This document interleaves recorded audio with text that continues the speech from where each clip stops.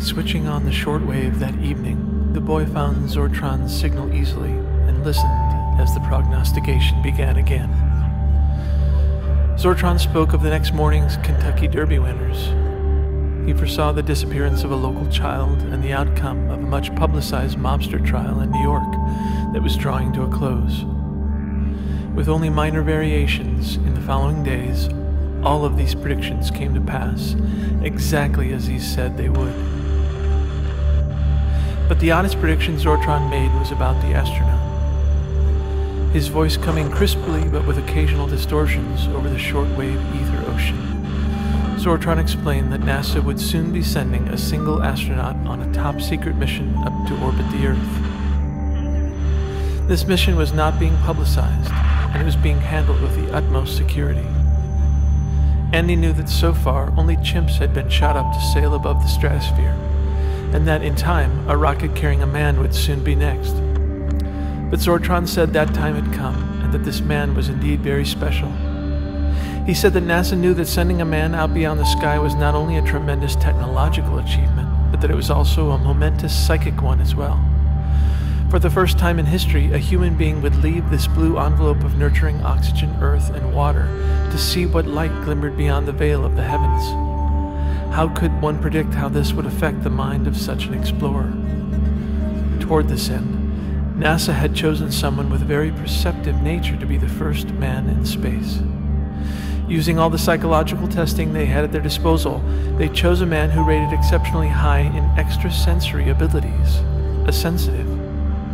What better type of man to gauge the subtle and profound alterations in consciousness that such an immense shift in orientation toward the Earth would cause? Although they never disclosed to the public their appreciation for such esoteric capacities, Zortron assured Andy that the U.S. intelligence agencies had been experimenting with PSI for many years now and had come to see the military value of such unusual talents. Perhaps such a man, a medium of sorts, would be better prepared to cross over into another world as he left the physical boundaries of our world behind him. Who knew what strange powers awaited man's grasp out amongst the stars?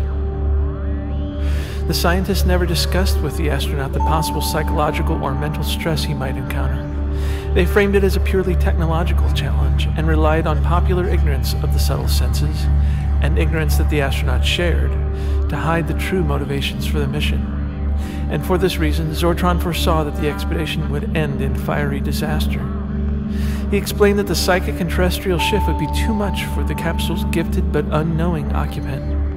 To go beyond the heavens was to enter the realm of the gods, and anyone sensitive to the voices of the ancestors and celestial host would certainly feel the overwhelming shock of passing through the border of our world and into theirs. In indigenous societies, this task would have fallen to a shaman, a holy man, aware of and prepared to use his gifts with mastery in challenges that would easily crush the soul of an ordinary man. These same gifts in the hands of a modern Western man raised to scoff at and ignore such talents, especially if they were his own unrecognized and unappreciated gifts, would drown him helplessly amidst the brilliant onslaught of the legions of the superluminaries. Like high voltage through a cheap transistor, the hyper-intense charge of their presence would surely burn his mind out. NASA did not fully understand the brilliance of this fire they had been allowed to touch. All of this, of course, would never be known to the vast majority of humanity. In a week, the papers would report a remarkably luminous meteor burning up in the atmosphere above the southern hemisphere. It would be forgotten by most within a few days.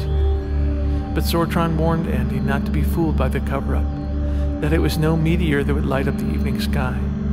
It would be a man terrified, incinerating from the inside, from the blinding halo voices of those who wait for us beyond the sky.